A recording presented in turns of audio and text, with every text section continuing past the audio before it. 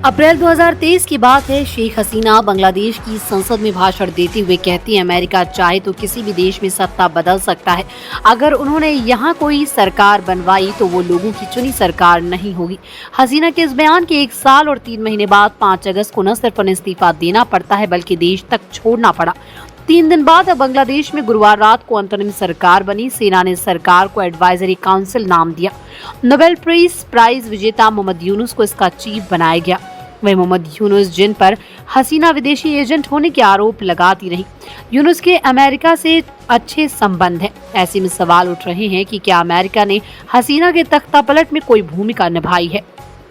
3 वजहें तो इसकी तरफ इशारा करती हैं। तारीख 26 मई जगह बांग्लादेश पीएम आवास शेख हसीना ने 14 पार्टियों की बैठक बुलाई। इसमें हसीना ने कहा, बांग्लादेश और म्यांमार के कुछ इलाकों को तोड़कर ईस्ट तिमोर जैसा ईसाई देश बनाने की साजिश रची जा रही है।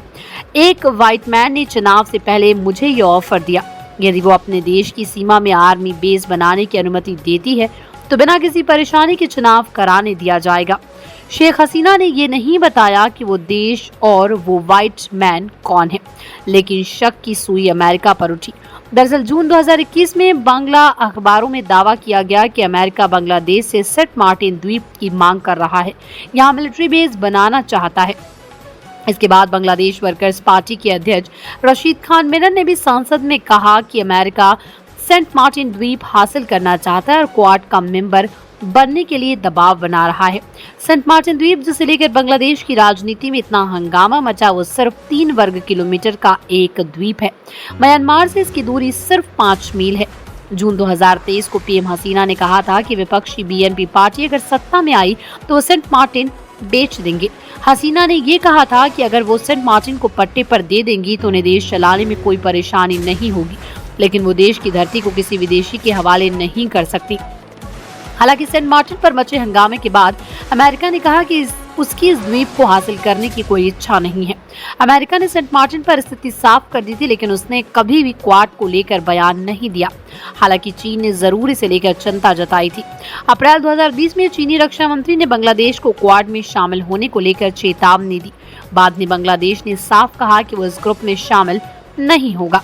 इसके बाद अमेरिका और बांग्लादेश के बीच तनाव उनके रिश्ते में दिखाई देने लगा।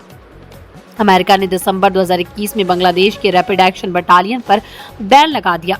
ये पैरामिलिट्री फोर्स 2003 में आतंकवाद रोकने के लिए बनी थी, लेकिन विपक्षी नेताओं पर अत्याचार करने के लिए बदनाम थी। 2023 में अमेरिका ने बांग्लादेश के कई नेताओं पर वीजा प्रतिबंध लगाए।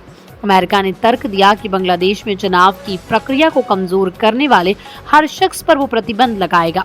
अप्रैल 2023 में हसीना ने साफ कहा कि अमेरिका बांग्लादेश में सरकार बदलना चाहता है। इस दशक में अमेरिका और बांग्लादेश के बीच संबंध इतने खराब भी नहीं हुए।